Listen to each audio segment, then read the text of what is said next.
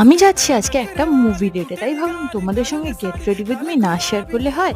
আজকে আমি এই টপটা পরেছি, আর যা গরম পড়েছে তাই আগে চুলটাকে ভালো করে বেঁধে মেকআপ করাটাই বেস্ট। জেল বেসড একটা ময়শ্চারাইজার ইউজ করে আমি আমার ফেসের মধ্যে ফাউন্ডেশনটাকে ভালো করে ব্লেন্ড করে নিলাম। আমি দেখবে সবসময় একটা সেটিং পাউডার দিয়ে কিন্তু ফেসটাকে সেট করি, এতে কিন্তু একটা ফ্ললেস লুক আসে।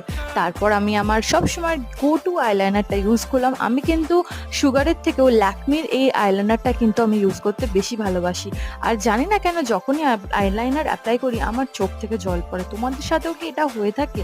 যদি হয়ে থাকে আমায় কমেন্ট করো। তো আইলাইনার পর্ব শেষ করার পর লিপস্টিকটা পরে নিলাম, আর গরমের জন্য এটা হচ্ছে আমার গো টু মেকআপ। এর থেকে বেশি মেকআপ করাটা আমি গরমে পছন্দ করি না।